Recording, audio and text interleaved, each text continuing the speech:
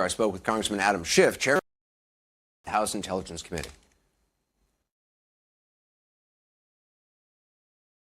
What's your reaction to this extraordinary move by the Republican-led Senate Intelligence Committee to subpoena Donald Trump Jr.?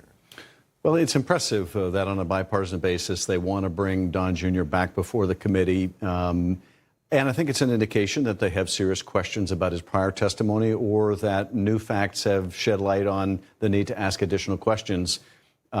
Given that Don Jr. refused to testify before the special counsel, I wouldn't be surprised if he tries to obstruct the Senate investigation as well. Can you see bringing him before your committee as well, or would you like to? You know, we are discussing which witnesses we need to have come back. Obviously, we brought Michael Cohen back before the committee. He added a lot of important information and insights we didn't have before. He was able to tell us why he testified falsely the first time he came before the committee, and gave us a great many additional leads. Some of his testimony did also call into question whether we needed to bring Don Jr. back, but we have yet to make that decision. Just today, in fact, just very late today, it was announced that your committee has issued a subpoena to the Attorney General for essentially all documents relating to the Mueller investigation. Is that correct? Yes, our focus is on the counterintelligence and foreign intelligence part of this. And that is, this investigation began, of course, not as a criminal probe, but as a counterintelligence investigation by the FBI to determine whether people around Donald Trump and eventually Donald Trump himself were acting as witting or unwitting agents of a foreign power, that is Russia.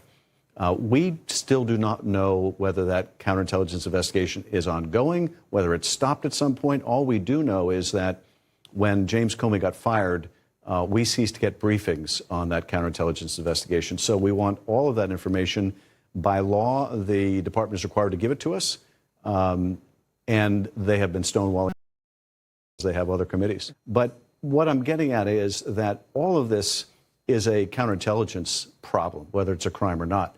The fact that you have a foreign power intervening in an election, you have a campaign knowing that they're doing so, willing to get the help, that compromises Don Jr., it compromises others, and that can influence U.S. policy because the Russians could have exposed it if we didn't learn about this through our investigation. It's also interesting because Devin Nunes has also been in agreement with you, probably for different reasons, that he wants to see documentation, the underlying documents from the counterintelligence part of the Mueller investigation. Yes, it's been a strange irony that after being at loggerheads for so long, that we're in agreement that the Department of Justice needs to follow the law. They need to give us this information so that we can see it, whichever way it cuts. And if they don't, what happens? Well, then we travel down the same path that the Judiciary Committee just did. We've issued a subpoena just within the last hour or so. We will seek to enforce it if they don't comply, and that may mean that we head down the road of contempt and litigation. I would hope that won't be necessary, but if they're going to claim executive privilege over everything, as they're asserting today, that means they're going to stonewall, I think, probably each and every committee. Do you agree with Congressman Nadler, Chairman Nadler, that we're in a constitutional crisis? We are. We've never had a president who so blanketly, uniformly said, Congress, you have no business overseeing what our administration is doing. And what my Republican colleagues don't seem to appreciate is Donald Trump is not going to be the last president. He may want to be. He's not going to be the last president, which means that they're going to want to oversee a Democratic president in the future.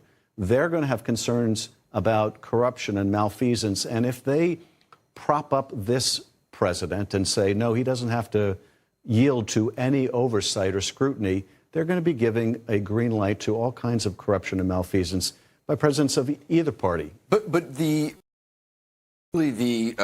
strategy from the White House is to stonewall, to try to stop everything as much as they can. Ultimately, that may not work out through the courts, but just stonewalling long enough through the election, that may be enough.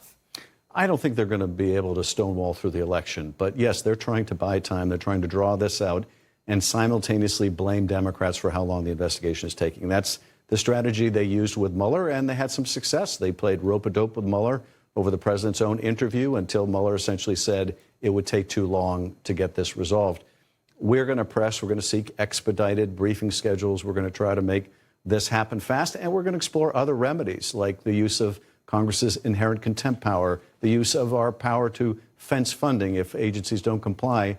But at the end of the day, we have to make sure that the oversight work gets done. Otherwise, the country is vulnerable. He becomes a completely lawless president, and there's no way of ferreting out corruption or fraud or abuse.